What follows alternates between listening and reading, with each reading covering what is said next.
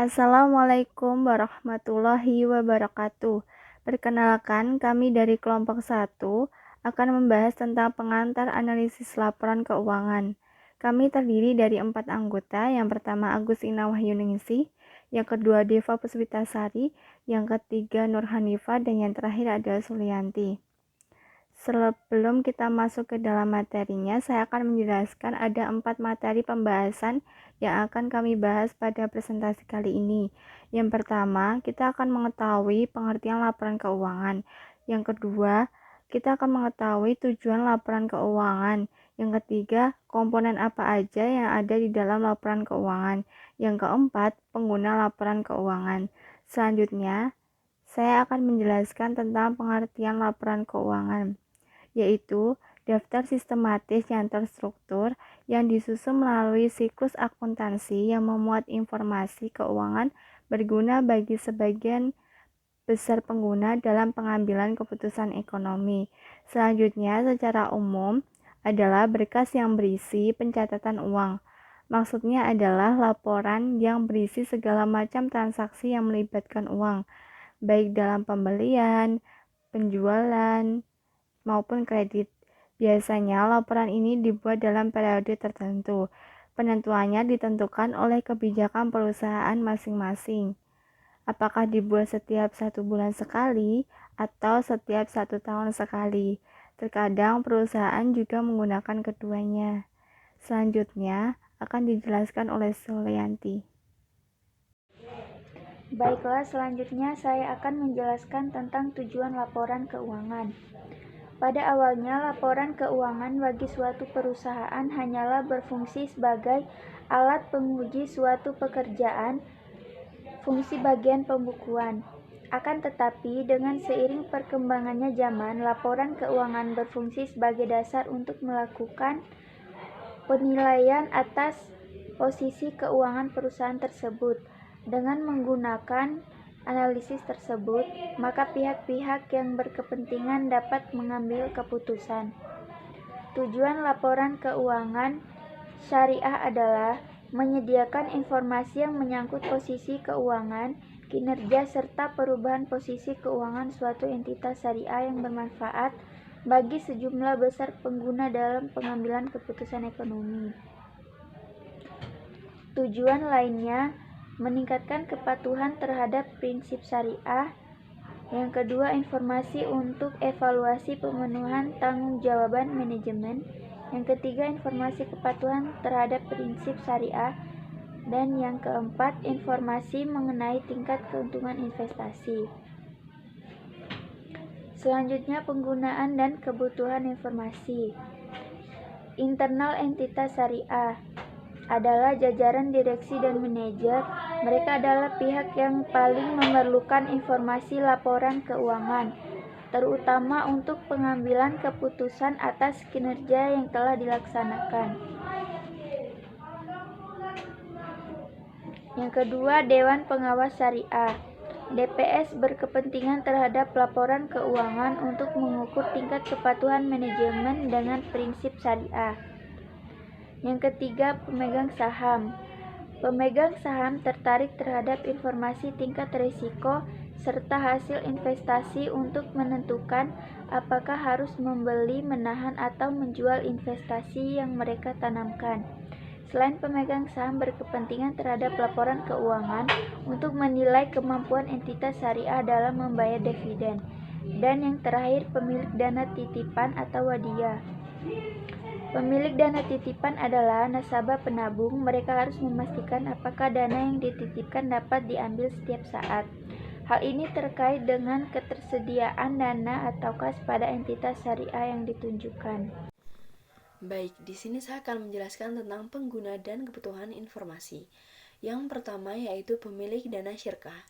Pemilik dana syirkah temporer adalah investor yang menginvestasikan dana pada entitas syariah menggunakan akad syirkah, mudharabah, atau musyarakah seperti pemilik dana deposito pada bank syariah dan pemilik suku mudharabah di bank syariah untuk memastikan tingkat keamanan bagi hasil dan keamanan dana.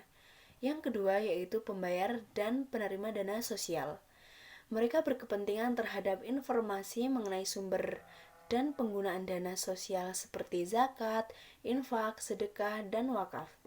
Yang ketiga yaitu karyawan.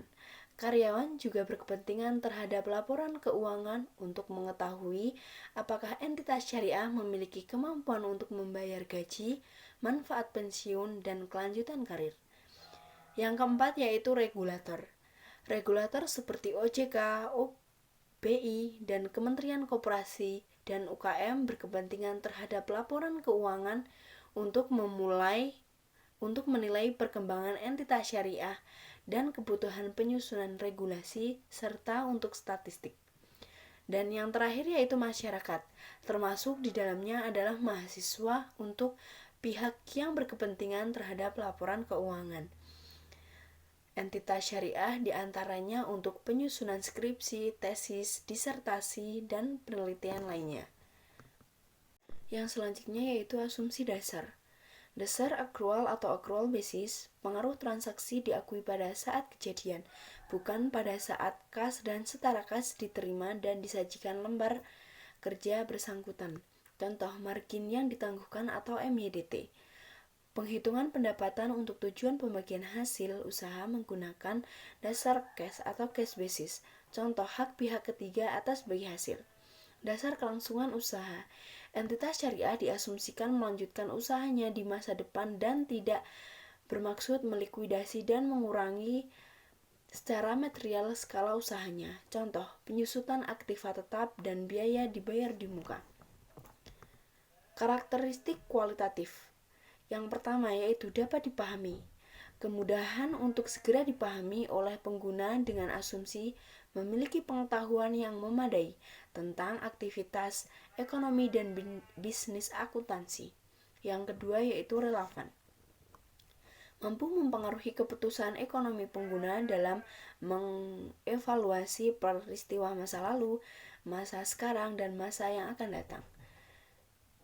Yang ketiga yaitu keandalan atau reliable, bebas dari pengertian menyesatkan, kesalahan material, dan dapat diandalkan pengguna. Dan yang terakhir yaitu dapat diperbandingkan antara periode saat ini dan antar entitas syariah. Selanjutnya, komponen laporan keuangan syariah. Yang pertama, laporan keuangan syariah itu mencerminkan kegiatan komersial. Terdiri dari laporan posisi keuangan, laporan laba rugi komprehensif, laporan arus kas, laporan perubahan ekuitas. Laporan keuangan syariah yang kedua dapat mencerminkan kegiatan sosial. Terdiri dari laporan sumber dan penggunaan dana zakat dan laporan sumber dan penggunaan dana kebajikan.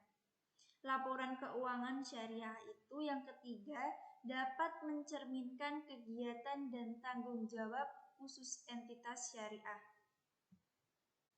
Keuangan entitas syariah terdiri dari 3 laporan. Laporan yang pertama, laporan keuangan bank syariah. Yang kedua, laporan keuangan amil. Dan yang ketiga, laporan keuangan asuransi syariah.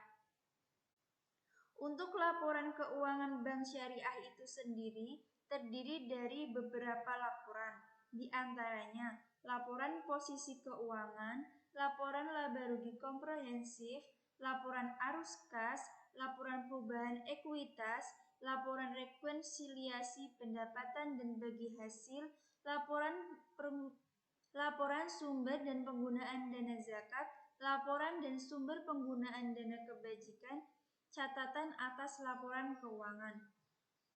Untuk laporan keuangan amil, itu terdiri dari 5 laporan, di antaranya laporan posisi keuangan, laporan perubahan dana, laporan perubahan aset kelolaan, laporan arus kas, dan catatan atas laporan keuangan.